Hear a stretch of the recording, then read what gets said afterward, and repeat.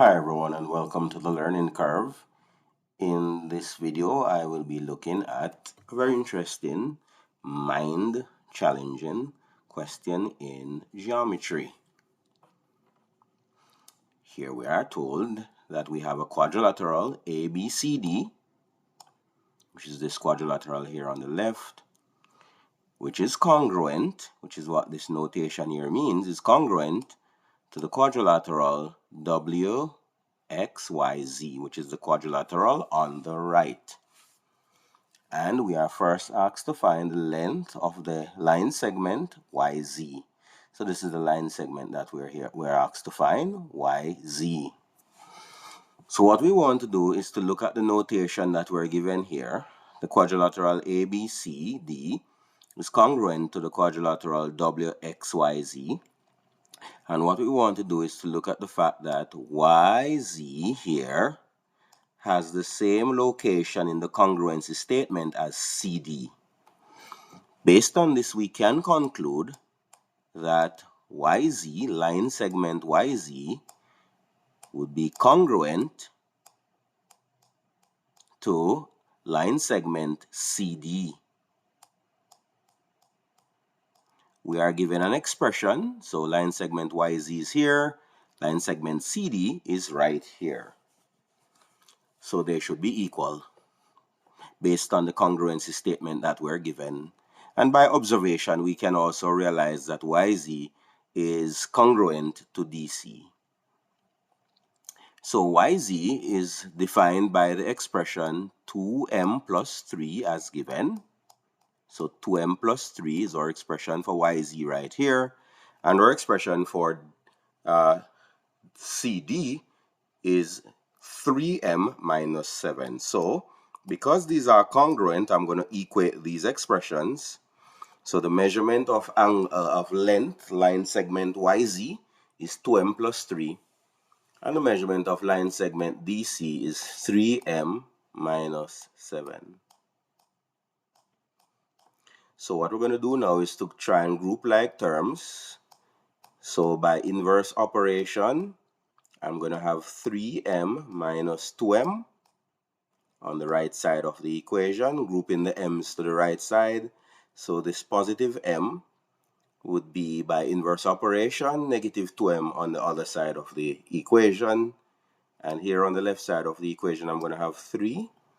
This negative 7 on the right side of the equation, by inverse operation, would be positive 7 on the left side of the equation.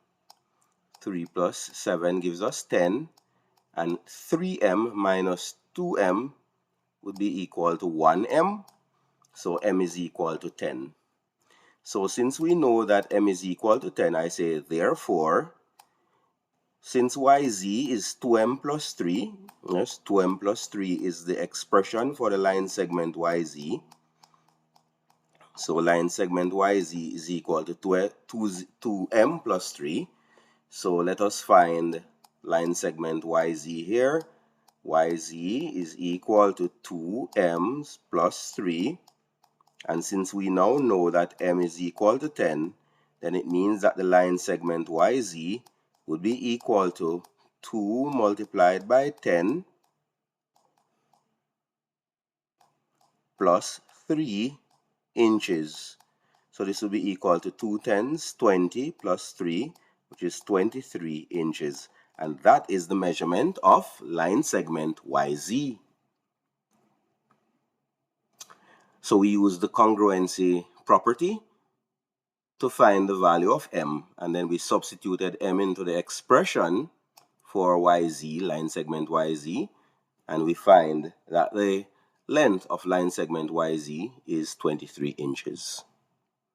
That takes care of that. Now we're going to look at finding angle B.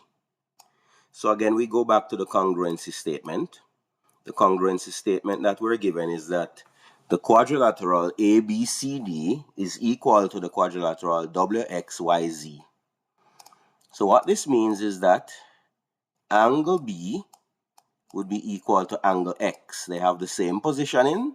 So let's go back to the quadrilaterals and take a look at that. Angle B would be equal to angle X because they fall at the same position in the congruency statement.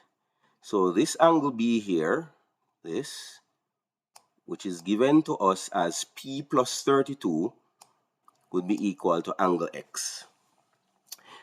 The thing is that we don't know angle X. However, we're going to use the properties of a quadrilateral to find it. So if we can find angle X, then we would have also found angle B, because by virtue of the congruency statement here, angle B would be equal to angle X based on the fact that they fall at the same positions in the congruence statement. So let us look at this quadrilateral here on the right.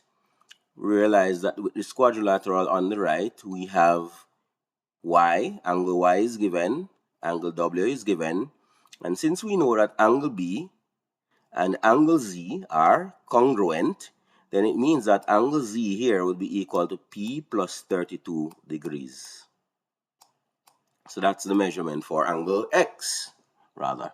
Angle X here would be P plus 32 degrees, because angle X is the same as angle B. They are congruent.